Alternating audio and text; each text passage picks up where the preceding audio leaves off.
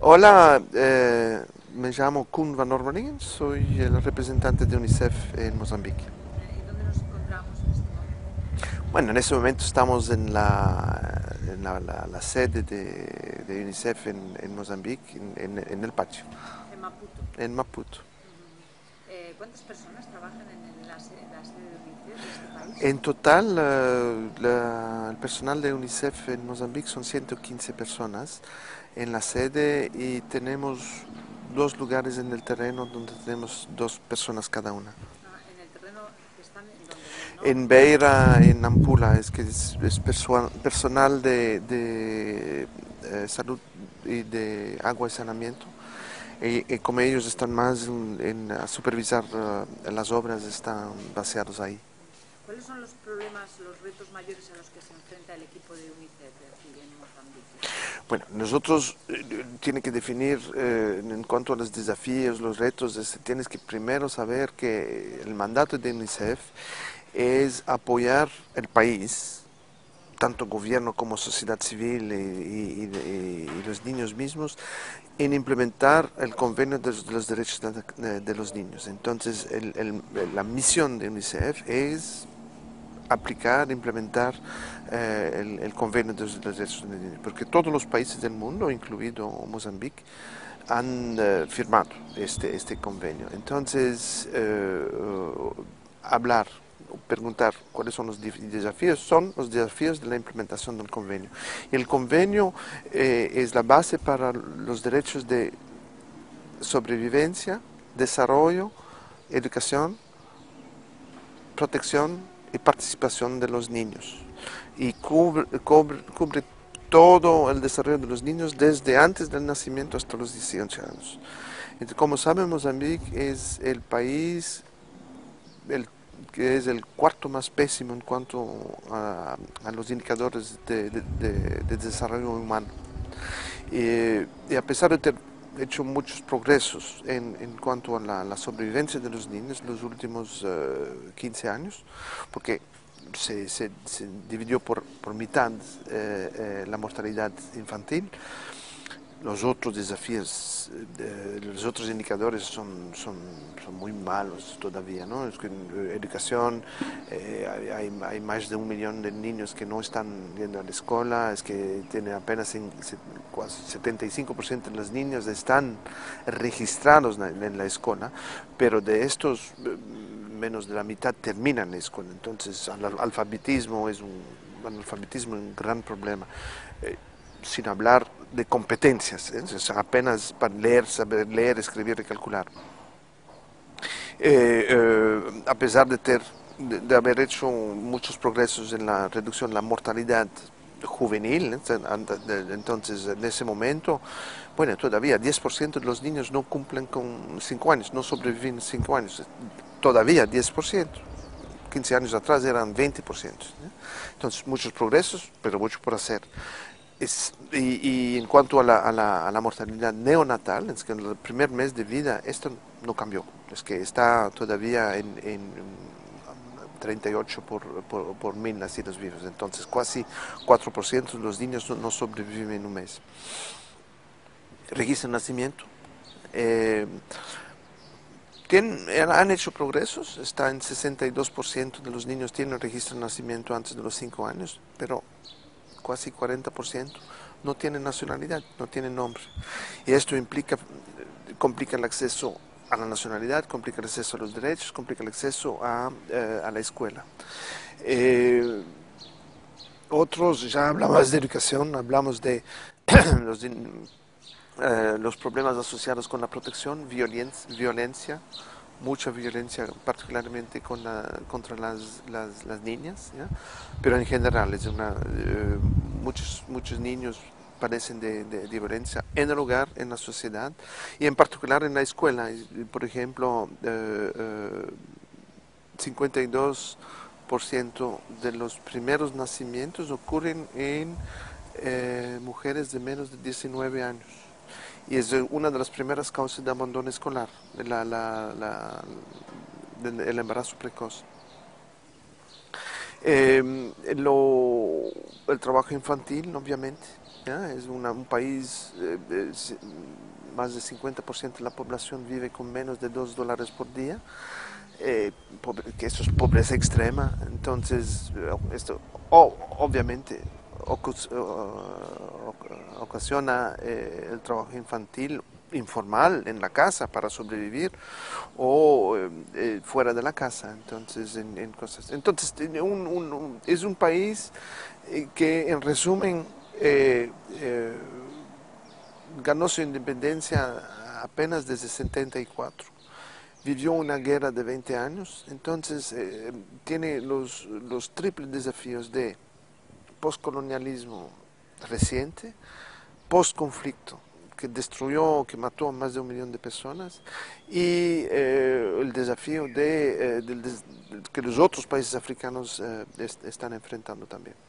En cuanto a desarrollo y en cuanto a desigualdad, porque Mozambique tiene muchos recursos, entonces, ¿eres optimista con que esto vaya a mejorar y se vayan a preocupar en temas de desarrollo que afecten a las crianzas, a los niños, o no?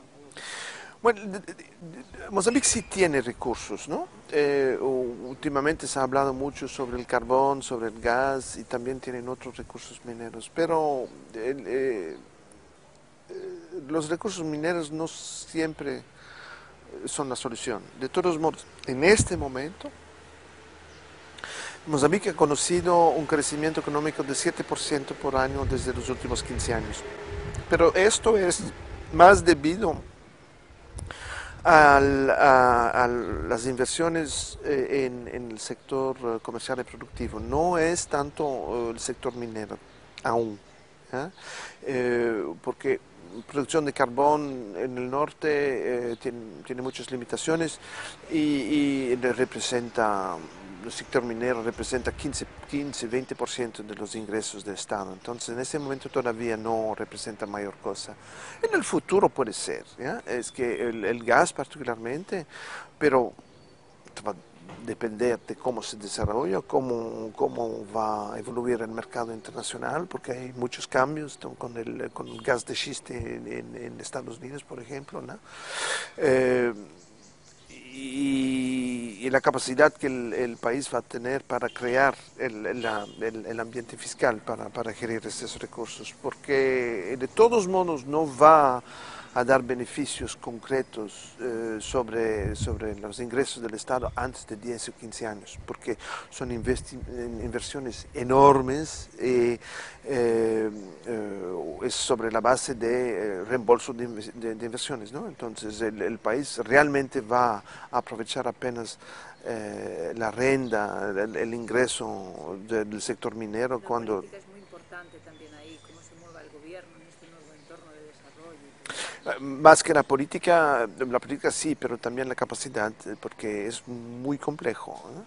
Entonces, crear estas nuevas leyes, todo este ambiente regulador, de control sobre el sector privado. Países desarrollados ya tienen problema para entonces aquí donde el capital humano reducido y con un ambiente un regulador y legal muy fraco, no es fácil. También pasa en el sector de la asistencia, de la sanidad, es decir, los mozambicanos no están preparados todavía y dependen demasiado de la ayuda exterior, de los fondos de cooperación. Bueno, la dependencia del país de la ayuda externa era un hecho en los años pasados, pero está cambiando rápidamente, ¿ya? 5 años atrás, sí, el 50% del presupuesto nacional era de exterior, era de ayuda exterior. En este momento ya bueno, está en 37%. Se debe a dos cosas. Primero, que, como ya decimos, que el ingreso del Estado está aumentando de manera constante porque han hecho un desenvolvimiento económico de 7% por año en los últimos 15 años y tiene más capacidad de recortar los impuestos y las tasas portuarias, comercio, etcétera, etcétera. Entonces, aumentó progresivamente de un 5-7% por año el ingreso del gobierno.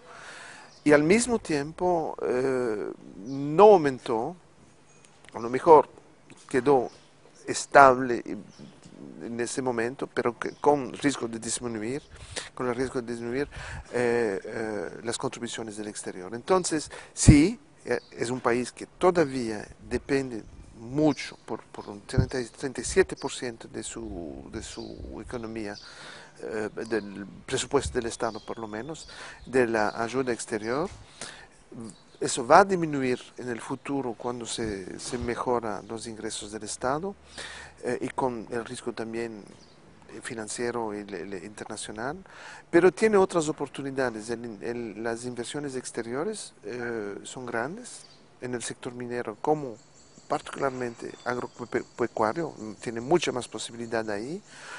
Y en la construcción también, es que en la pequeña industria, en ese momento, el desarrollo más importante que tiene el país es con los países, los BRICS, ¿no? Es que Brasil, India, China particularmente, están invirtiendo mucho en el país también. Entonces tiene posibilidades en la diversificación de la economía, pero el desafío va a ser que sea un desarrollo inclusivo, porque en este momento tiene mucha desigualdad.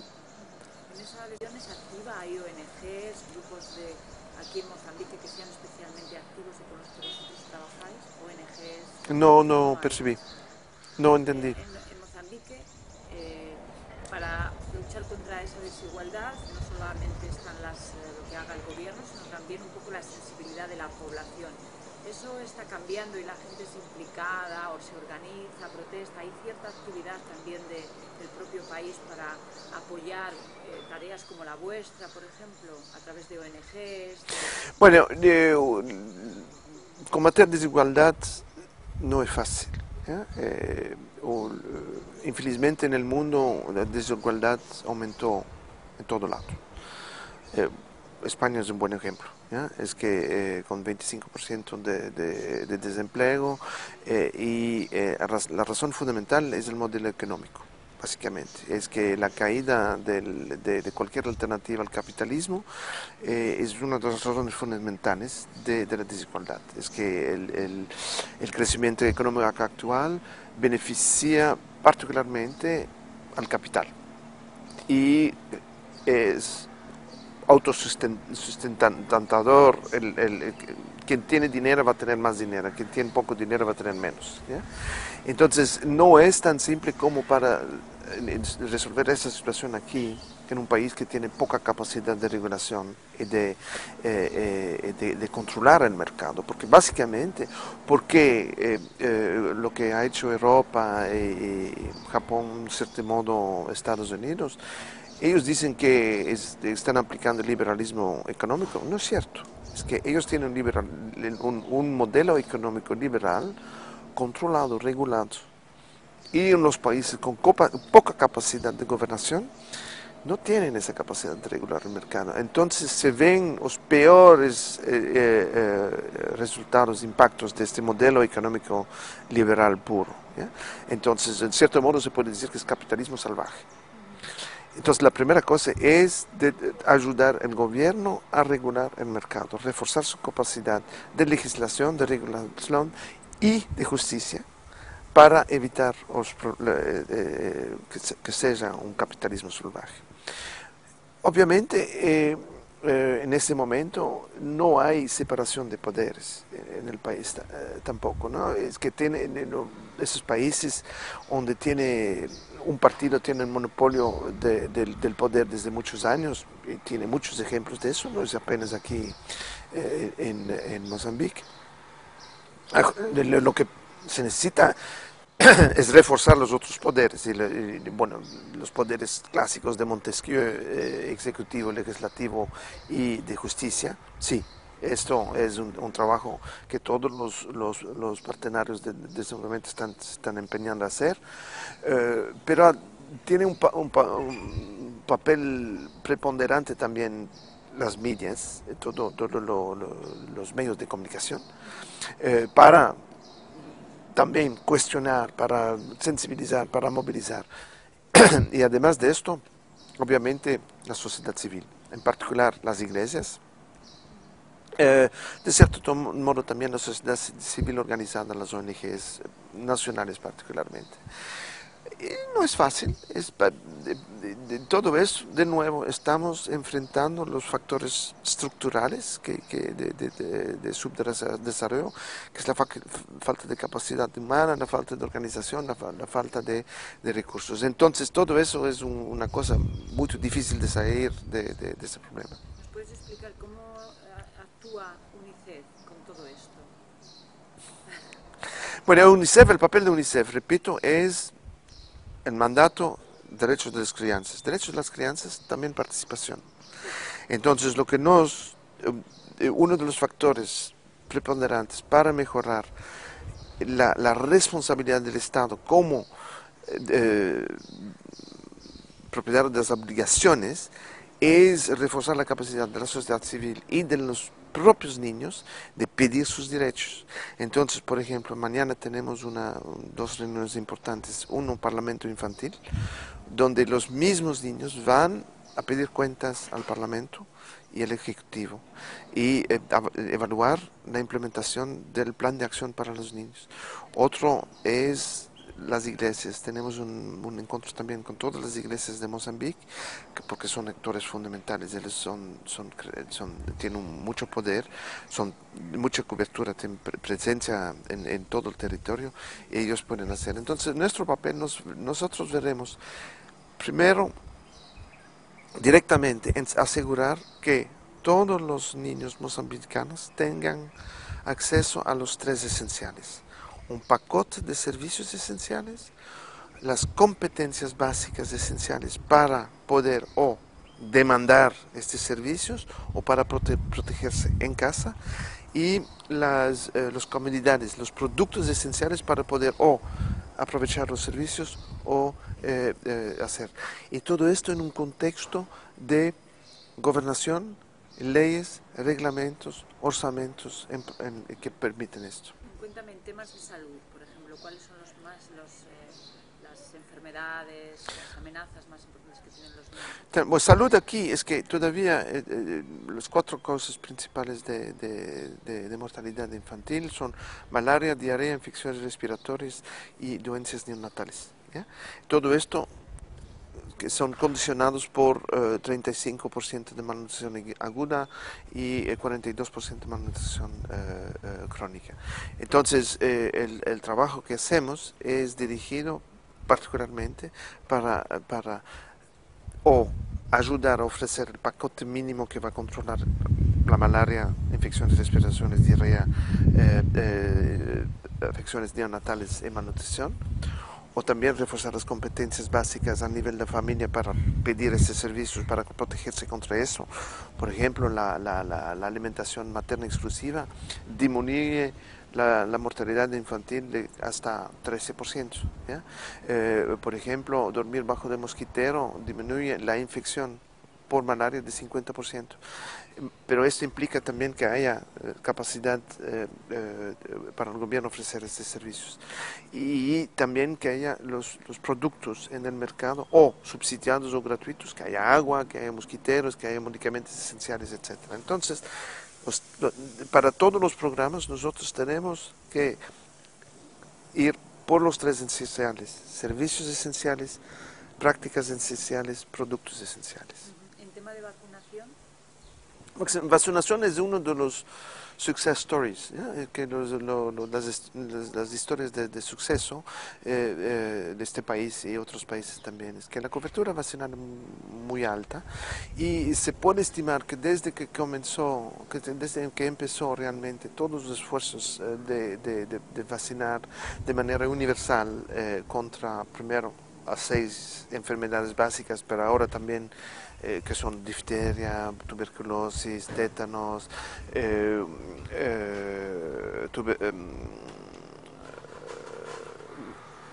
como sarampión y ahora también hepatitis y recientemente también los otros. Entonces, se estima que se ha salvado más de 10 millones de vidas solamente en África desde los años 90 con la vacunación. Entonces, esto continúa, es una buena manera de hacer, una historia de suceso, de éxito, y tenemos que considerar. Entonces, pero es relativamente fácil de hacer y puede ser un motor para implementar las otras cosas. Un momento, tiene que cortar el... Ya. Quizá Mozambique, la vacuna de la malaria. Bueno, la vacuna de la malaria es un cuento de nunca acabar. ¿Ya? Yo me acuerdo, estaba en Ecuador en los años, fin de los años 80, inicio de los años 90. En ese tiempo el colombiano, no me acuerdo, el Padín, Patarroyo, que tenía la vacuna, que todo, que iba a solucionar la cosa. Cada 10 años tiene una nueva vacuna contra la malaria. El Plasmodium de malaria es uno de los bichos más complicados del mundo. ¿Ya? Es hiper complejo, no es una bacteria, no es un virus, es un ente multicelular, entonces es muy, muy, muy complicado. Sí, han hecho progresos, de vez en cuando tienen vacinas, pero esas vacinas tienen en este momento todavía efectividad baja, ¿ya? Y son muy costosas y tiene que repetir cada año, cada 2 años. Entonces, no crea que en el futuro próximo que haya vacuna. Lo que sí funciona, mosquiteros, control del ambiente y limpieza del ambiente, higiene, pulverización intradomiciliar con insecticidas, diagnóstico precoz y tratamiento inmediato de la malaria y prevención durante el embarazo. Esto sabemos que se está implementando correctamente, disminuye dentro de 2 o 3 años la mortalidad por malaria por mitad. Y con la posibilidad, si está implementándose en todo el continente, de ir por la eliminación de la malaria.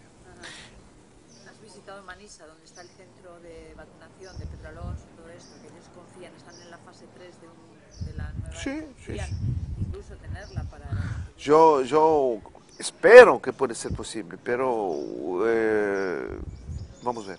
Sí.